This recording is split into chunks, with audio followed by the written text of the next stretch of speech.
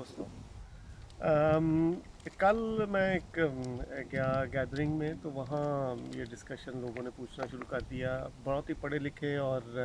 माशाल्लाह high IQ के लोग थे, लेकिन उस लोगों ने ये तोशा खाना के बारे में कि इमरान खान का तोशा खाना केस क्या है। तो उससे मुझे समझ लगी कि भाई अभी भी लोगों को शायद ये क्लियर नहीं है कि भाई ये मसला क्या है। तो मैंने सोचा इस पे एक वीलॉग भी कर लें, और फिर इमरान खान का अगर करना है तो फिर नवाज शरीफ का भी साथ ही कंपेयर कर लें, दोनों में क्या मुमासलत है और क्या फ़र्क हैं दोनों। तो सब पहले इमरान खान का तोशा खाना का वो कर लेते हैं। तोशा खाना में सबसे पहले तो ये मेरा ख़्याल है, वैसे तो लोगों को, ज़्यादातर लोगों को अंडरस्टैंडिंग होगी कि तोशा खाना में ये जो तहाइफ़ मिलते हैं दूसरे मुल्कों के डेलीगेटरीज जब वो विज़िट करने आते हैं या हमारे लोग उधर जाते हैं, तो गिफ्ट्स एक्सचेंज होते हैं। हमारे लोग भी लेके जाते हैं, जो मेरा ख़्याल है ज़्यादातर ये लेदर की गुड्स होती हैं जो पाकिस्तान में बनती हैं, और ऑफ कोर्स वो टैक्स पेयर के पैसे से जाती हैं, ये अपने पैसों से तो नहीं देते। तो इसी तरह वो लोग भी अपना कोई ना कोई गिफ्ट देते हैं, ज़रूरी नहीं कि उस मुल्क की बनी हो, लेकिन जिस तरह अब ये सऊदीया का जिस घड़ी के चर्चे हैं, वो क्राफ्ट कंपनी है, उसकी बनी हुई, सऊदीया की नहीं है कंपनी, दुनिया की one of the best exclusive company है जो ऑर्डर पे गिफ्ट ये घड़ियाँ तैयार करती है, हीरे शीरे लगा के, बहुत ही एक्सपेंसिव। तो उसमें ये है तोशा। और फिर ये सिर्फ इनको नहीं मिलते, प्राइम मिनिस्टर और उसको पूरा डेलीगेशन जो गया होता है वो सब लोग, अगर इवन मेरा ख्याल अगर सहाफ़ी भी हों उसमें तो उनको भी मिलते हैं। इसी तरह जो ब्यूरोक्रेट्स होते हैं उनको तो डेफिनेटली साथ जो होते हैं उनको भी मिलते हैं। तो वो ये है। अब उसमें इन्होंने खुद ही ये लॉ पास किया हुआ है। वैसे इंडिया में ये है कि भी जब ये गिफ्ट मिलेंगे तो वो उनको ऑक्शन करेंगे, जो पैसे आएंगे वो टैक्स पेयर के फंड अपना जो आपका गवर्नमेंट का फंड है उसमें चले जाएंगे, जो गवर्नमेंट का अकाउंट है एक्सचेकर का। तो इसी तरह इंग्लैंड में भी ऐसी है कि वो पर्सनल, मेरा नहीं ख्याल, वैसे रिकन्फर्म इट, लेकिन मेरा ख्याल इंग्लैंड में भी ऐसी है, एक्सचेकर के पास ही हो जाते हैं। तो टर्की में मैंने देखा था उन्होंने एक म्यूज़ियम भी बनाया हुआ है, वहाँ पे वो डिस्प्ले करते हैं सारे। तो वो पाकिस्तान में इन्होंने खुद ही आपस में मिल के अपना ये लॉ बना लिया है कि भाई ये 20% दे के 10% पहले होता था, फिर 20 हो गया। अब मेरे ख्याल इमरान खान ने उसको आई वॉश के तौर पे 50% की कीमत अदा करके तो वो ये ले सकते हैं गिफ्ट, जिसको वो मिला हो, जिस बंदे को। बहरहाल अब उसके पीछे ये है कि भाई वो एज्यूम ये करता है सिस्टम, अगर मैं उसकी गुडविल का वो देखूं कि भाई ये बंदा क्योंकि ख़ुद एक ईमानदार आदमी है, तो ये क्योंकि ये खुद नहीं ख़रीद करने, इसकी इतने एक्सपेंसिव चीज़ें ख़रीदने की सकत नहीं है, तो चलो इसको एक ईमानदारी के सिले में इसको एक अट्रैक्शन के तौर पे एक एक्स्ट्रा फैसिलिटी के तौर पे इसको ये दे देते हैं कि भाई 10% 20% दे के या 50% दे के ये इस्तेमाल कर ले चीज़ जो इसको मिली हुई है। तो ये उसका बेसिक कंसेप्ट है। जिस तरह कि यहाँ पे बहुत सारी ऑर्गेनाइजेशंस भी करती हैं, अपने एम्प्लॉयज़ को एक फैसिलिटी देती हैं। टेस्को वाले अपने टेस्को के एम्प्लॉय को चीज़, अगर उसने कोई घर के लिए ग्रॉसरी ख़रीदनी हो तो हो सकता है वो उसको 20% सस्ती देते हों या 30% सस्ती देते हों। लेकिन उसमें हरगिज़ ये अलाउ नहीं करता, टेस्को हो या कोई भी कंपनी, के वो उससे दुकान खोल ली जाए बाहर, कि वो अब आपसे सस्ती चीज़ें लेते रहें और बाहर बेचते रहें। ये एक उसका एक।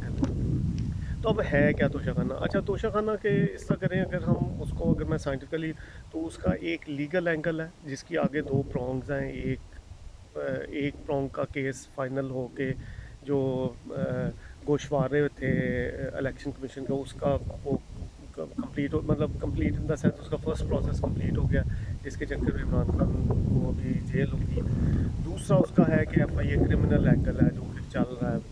तो एक तो ये उसका लीगल साइड का एंगल, दूसरा उसका है एथिकल मॉरल एंगल, तीसरा उसका है जो पॉलिटिकल और सोशल एंगल। तो पहले लीगल एंगल में तो ये बड़ा सिंपल सा केस है। वो ये है कि एक साइड उसकी जो इलेक्शन कमीशन का केस है वो ये है कि भाई हर एमएनए एमपीए ने as a check on corruption, जिसके ख़िलाफ़ इमरान खान साहब जद्दोजहद करते रहे हैं, सो कॉल्ड जद्दोजहद, तो उस पे ये है कि चेक रखने के लिए वो ये कहते हैं कि जी आप हर साल अपने गोशवारे के, आपकी जो अमलाक हैं, आपकी जो जायदाद है, आपके पास जो पैसे हैं, वो आप हमारे पास जमा करवाएंगे। तो अगर वो अचानक वो देखें कि भाई गोशवारों में कोई चीज़ बहुत ज़्यादा इन्फ्लेट बढ़ गई है, बहुत बढ़, तो उसका वो उनको पता लगेगा कि भाई कि क्या हुआ है, कहाँ से आ गए हैं ये पैसे, तो वहाँ से एक ट्रिगर कर सकती है करप्शन की जो इन्वेस्टिगेशन कह लें या उसका चेक कह लें, एक चेक एंड बैलेंस का सिस्टम है। दूसरा ये है जो खान साहब के साथ, इमरान खान साहब के साथ, कि भाई अगर आपने कोई किया है उल्टा सीधा काम, तो आप उसमें अगर ज़ाहिर नहीं करते और कहीं से पता चल जाता है, कोई और बंदा शिकायत कर देता है और ये साबित हो जाता है कि भाई आपके पास ये थे और आपने ज़ाहिर नहीं किया, आपने छुपाने की कोशिश की गोशवारे में अपनी जायदाद या अपने जो भी एसेट्स हैं, तो वो चाहे वो पैसों की शक्ल में हो, चाहे वो किसी अमलाक की शक्ल में हो, किसी तरह की भी,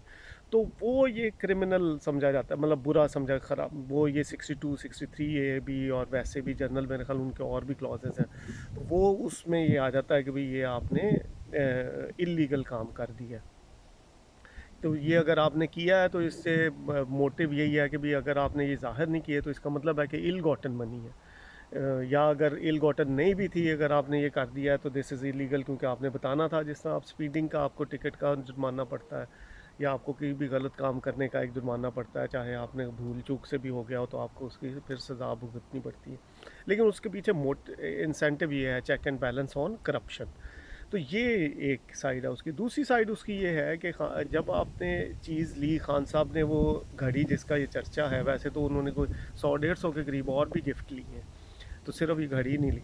तो शायद ही कोई चीज़ बकौल उनके। वैसे आरिफ अलवी साहब ने तो इंतहाई मैंने ख्याल कर दी, वो इस वक्त सबसे ज़्यादा शायद गिफ्ट मेरा, I am not sure about this, लेकिन अखबारी कुछ खबरों के मुताबिक वो सबसे ज़्यादा गिफ्ट लेने वाले बंदे हैं इस वक्त, जो जिन्होंने शायद कोई चीज़ नहीं छोड़ी, तस्बीह जान नमाज भी नहीं छोड़े, जो तो शाखाना, वरना लोग जो है कुछ चीज़ें रख लेते हैं, कुछ नहीं भी लेते। बहरहाल एनीवे, तो coming back to Imran Khan, तो इनका ये था कि भाई घड़ी इन्होंने ली, उसमें दो इशू आ गए। एक इशू ये आ गया कि इन्होंने वो बेच पहले दी, ख़रीदी बाद में। कि आपने पहले पैसे तोशाखाना में जमा करवाने थे, वो लेनी थी और फिर अगर आगे बेचनी थी। वैसे तो बेचने का मैंने आपको पहले बता दिया, इट्स अ बैड थिंग कि भाई वो इसलिए नहीं दी जाती, वो आपके अपने इस्तेमाल के लिए दी जाती है। तो वो आप अगर बेच के दुकान से जाने की कोशिश करेंगे तो दैट इज़ रॉन्ग। तो एक तो वो एंगल है, लेकिन उसमें भी आगे गड़बड़ ये हो गई कि भाई इन्होंने पहले बेची वो फिर बेची और वो महंगी बेची, और उसमें से कम पैसे ऑफ कोर्स वो इन्होंने जमा करवाए, जितने की वो बिकी उसका परसेंटेज भी कम लगाई, क्योंकि जो ऑफिशियल उसकी कीमत लगवाई गई वो जितने की वो इन्होंने बेचने की जाहिर की है उससे भी बहुत कम जाहिर की। एक चीज़ ये हो गई। दूसरा उसमें मसला ये हो गया कि भाई वो जो जिस बंदे को बेची इन्होंने, वो ये साबित हुआ है कि भाई उसको तो बेची नहीं, वो भी एक वो आ गई, करप्शन आ गई या इलीगल चीज़ आ गई, या समझ लें एक फ्रॉड का वो एलिमेंट आ गया कि वो जो रसीद इन्होंने दिखाई है, वो दुकान का जो मालिक है वो उसका बयान आ गया कि मेरी तो सकत ही नहीं है इतना ज़्यादा ख़रीदा, और वो देख के भी लगता है कि शायद उसकी नहीं होगी सकत। तो वो ऐसी है कि जाली रसीद इन्होंने बना के तो वो अंदर दाखिल कर दी। उसके साथ एडिड जो शवाहिद जो आ गए हैं, जो कि मीडिया में अब पता नहीं ऑफिशियल वो केस में कहाँ तक पहुँचे हैं, ऑफिशियली भी ये होंगे कि नहीं, लेकिन जो मीडिया में हमें जो फैक्ट्स पता लगे हैं, वो एक पाकिस्तानी जो ओवरसीज़ पाकिस्तानी है, जो दुबई में मुकीम है, जो पहले शायद यूरोप में रहते थे, फिर वहाँ से वो दुबई गए, उन्होंने वो घड़ी भी दिखा दी है और उन्होंने कहा जी ये मेरे पास है, मुझे असल में ये बेची गई थी और मुझे इतने की बेची गई थी और वो कीमत उनको से आता है। अब आप ये सोचें कि जो 20% जमा करवाया गया है, वो जो जिस कीमत का जमा करवाया गया है वो भी फ्रॉड होगी, वो गलत कीमत थी। मतलब वो समझ लें कि वो इन्होंने बताया कि 100 रुपये अगर इसकी कीमत है तो इन्होंने उसके 20 रुपये, या अगर 50% भी देने थे तो 50, मेरा ख्याल है इन्होंने लेकिन 20 दिए हैं, उसके बाद 50% किया। लेकिन बहरहाल अगर वो 50% दिए, 50 रुपये जमा करवाए, इन्होंने ख़ुद वो बेची हो फॉर एग्ज़ाम्पल 100 की बजाय 10,000 की, तो इतना ज़्यादा फ़र्क। और उसका लेकिन उन्होंने कीमत जो हुकूमत को बता के टैक्स पेयर को जो पैसे दिए हैं, वो सिर्फ इन्होंने 50 रुपये दिए हैं, 20 रुपये दिए हैं। तो अगर जितने की बेची थी उसका भी अगर वो प्रॉपरली देते तो फिर भी हम कहते चलो ये ठीक हुआ। तो ये उसमें एथिकल मॉरल समझ लें और वो इश्यूज़ आ गए हैं कि भाई ये कुछ झूठ भी बोला गया, फ्रॉड करने की कोशिश की गई, जितने की बेची है कम से कम उसका ही 50% दे दो, वो भी नहीं दिया। तो ये एक साइड उसकी ये है जिस पे FIA का केस चल रहा है। अच्छा, फिर आगे आ जाता है ethical moral issue. Ethical moral issue ये है कि भाई आप फिलंथ्रॉपी में रहे हो, आपको पता हो कितनी भूख नंग पाकिस्तान में कितना प्रॉब्लम है, लोगों के पास खाने को पैसे नहीं है, आपने खुद वो ये लंगर खाने खोले, आपको पता है कि वहाँ लोग फिर भी भूखे रह जाते हैं, सारों को अभी भी आप खाना नहीं दे सकते। आपको पता है शौकत खानम में कितनी लंबी लाइनें लगी हुई हैं, वेटिंग लिस्ट है, जो जिन मरीज़ों का इलाज नहीं हो पा रहा क्योंकि पैसे नहीं हैं। तो आप फिर भी आपको ये समझ नहीं आती कभी, और तो उसके साथ एडेड ये है कि आप सेलिब्रिटी रहे हों, आपको पता है कि एक 50,000 रुपये का बैट जो होता है जिसकी मार्केट वैल्यू 50,000 रुपये है, लेकिन जब आप उस पर साइन करते हैं, जब आपका उस पर नाम लगता है, जब उसकी एक वैल्यू ऐड हो जाती है उसमें, आपकी वजह से, मुल्क की वजह से, या उसकी एक स्टोरी बनती है जब पीछे, तो वैल्यू ऐड होती है। तो वो 5,000 का बैट 2-2 लाख में भी लोग ख़रीदते हैं, मतलब कई हज़ार गुना उसकी कीमत बढ़ जाती है। तो अब आप सोचें कि ये एथिकल मॉरल के भी आपके एक्सचेकर को पैसे चाहिए, आपके लोग भूख से मार रहे हों, और आप वो पैसे खा पी जाएं इस तरह की चीज़ों से जो रिसोर्स बन सकती है बहुत ही अच्छी, और आप सारी उम्र लोगों को शोर मचाते रहे हों कि भाई करप्शन और ये वो और लोगों का खा गए और एलीट कैप्चर और सारा, और एग्जैक्टली उसके खिलाफ आप ये हरकत कर रहे हैं, तो ये दिस इज़ अ, वो कहते हैं देग का सारी देग चखने की ज़रूरत नहीं होती, उसके चंद दाने ही चखने। तो this tells us about him कि भी वो जो जाहिर कर रहे थे वो नहीं है, सेल्फ कंट्रोल कोई नहीं है उनमें। तो वो भी वैसे ही हैं जैसे बाकी सारे हैं, थोड़ा हो सकता है ऊपर नीचे हो, थोड़ा बहुत काम किसी में ये ज़्यादा होंगे, किसी में दूसरे ज़्यादा होंगे, लेकिन ओवरऑल चीज़ एक ही है, सौदा एक ही है सारा जो बेच रहे हैं। तो वो ये था कि भाई अब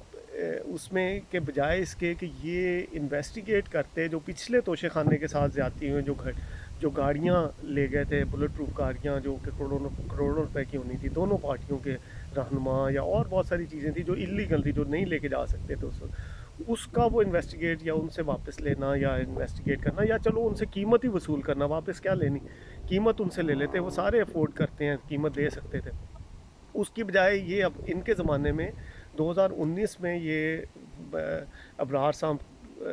अबरार नाम के जो जर्नलिस्ट हैं, उन्होंने ये शुरू किया पता करना फ्रीडम ऑफ इंफॉर्मेशन एक्ट के तहत कि भी आप बताएं कि क्या ये तोशा खाना की क्या क्या उसकी डिटेल्स हमें दें, किसने कौन से गिफ्ट लिए। तो इन्होंने बजाय इसके कि वो उस पर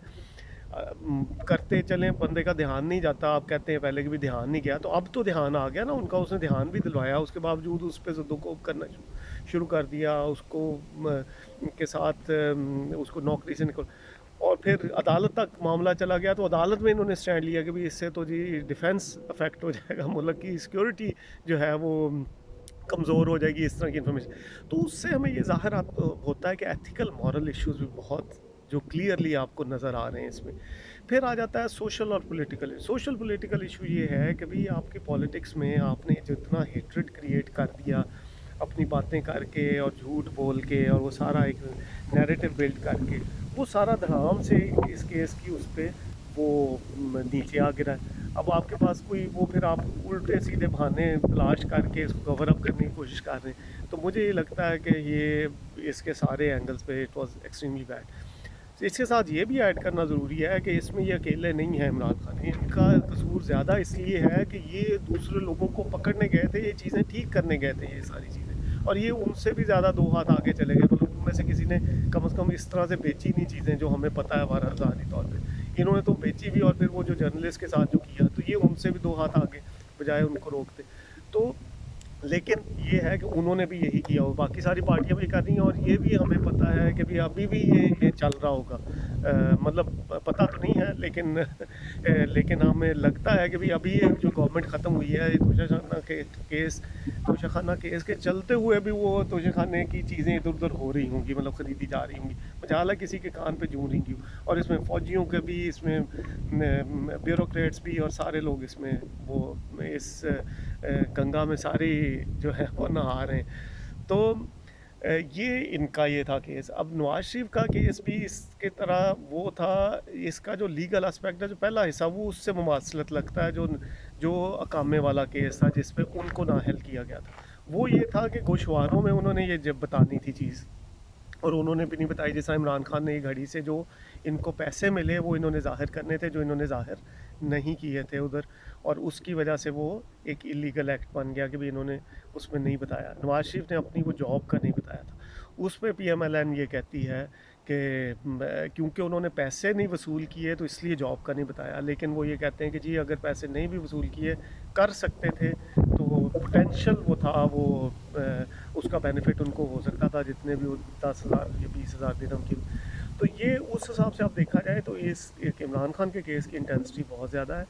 लेकिन ये भी उसके साथ बात है कि भाई अगर वही केस तोशा खाना वाला नवाज शरीफ साहब पे, जरदारी साहब पे, बाकी सारों पे लगाया जाए तो इनके भी उसी तरह के केस बन जाएंगे, ये भी उसी तरह उस दोबारा ना आए लोग। तो ये वो सारा मैंने कहा एक्सप्लेन कर दूं सारे लोगों को। तो चलें, मेरा ख्याल काफ़ी है आज के लिए। अपना ख्याल रखिएगा, इर्द गिर्द दोस्तों का भी ख्याल रखिएगा। अगर वीडियो पसंद आए तो लाइक कीजिएगा और काइंडली शेयर कीजिएगा। I will be very grateful. अस्सलाम वालेकुम।